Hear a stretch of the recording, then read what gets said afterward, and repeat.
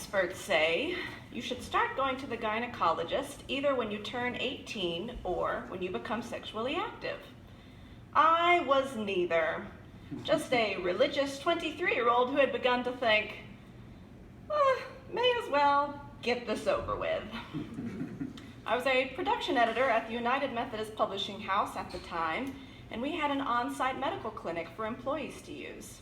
There was a doctor present each day, and if you needed a checkup, some allergy medicine, perhaps a pap smear, you just made an appointment and went after lunch. I thought this was a great idea. It was free. It was convenient. I wouldn't have to pay for parking. So I made an appointment with Dr. Sushri Mishra, whom I'd seen before for a sinus infection and whose shoes I liked very much. When the day of my appointment came, I was nervous. I was still mostly a virgin, you know.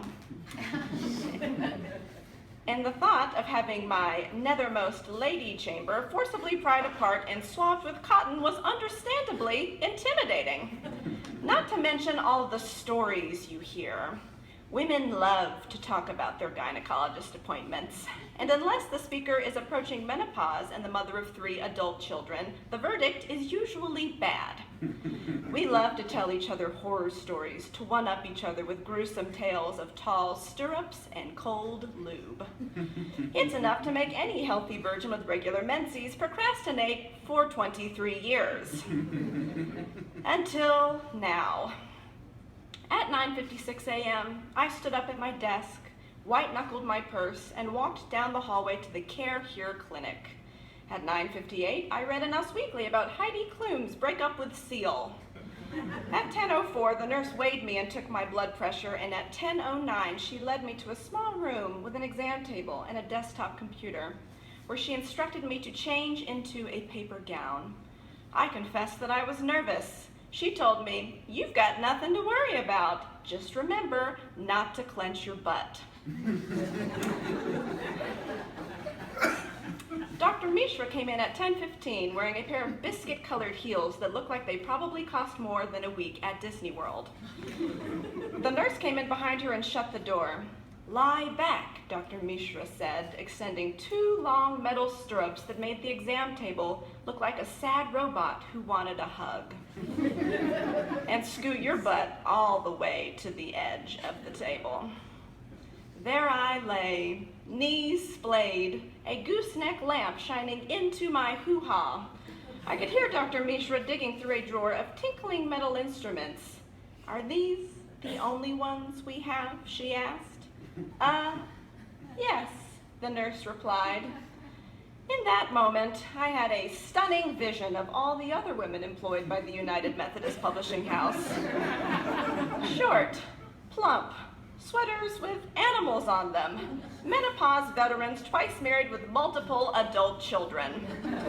I had heard before that they make different size speculums, some smaller for younger patients with younger vaginas.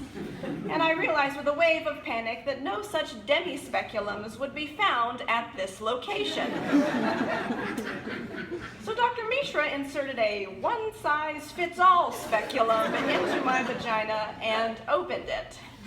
And opened it some more. And just when I thought it couldn't possibly open any farther, she opened it a little more until I heard it click into place. I believe my exact words were, "Oh, is it supposed to feel like that?" The nurse, in an attempt to console me, or perhaps just to distract me long enough for Dr. Mishra to poke my cervix, said to me, "Baby, you got the longest eyelashes I've ever seen." First of all, when your tenderest and most feminine bits are on display, you don't really want to hear about having the longest of anything. I felt like a sinkhole had opened up between my legs. I was experiencing a natural disaster in my private parts, and this woman wanted to know what mascara I use. I gripped the table a little more tightly and told her, "I am not really in a position to discuss that with you right now." After what felt like a lifetime of pubic suffering, the speculum clicked again, and I felt an overwhelming sense of relief for about 1 whole second. That is when the hand went in. Nobody had warned me about this part. Apparently, the only way to ascertain ovarian health is to have a whole latex-gloved hand inside of you to squish each ovary against your abdominal wall from within. It felt not unlike having my uterus slammed in a car door. When the exam was through, I lay limp and stunned on the crinkly paper sheet. Dr. Mishra threw her gloves in the trash and said, "We'll just give you a few moments to get dressed." That's when it occurred to me that now, after having been violated to the uttermost, I had to put my pencil skirt back on as if nothing had happened and proofread a Sunday school leader's guide. Perhaps this was not a great idea. Perhaps testing the limits of your vagina's elasticity mere yards away from where you check your email is creepy and kind of wrong. Perhaps you will not want to look Bill from IT in the eye as you pass him in the waiting room, knowing that he definitely heard you screaming just moments earlier. Perhaps, shell-shocked and more acutely aware of your labia than ever before, you will go back to your desk and Google real gynecologists in town with speculums so small they're almost adorable.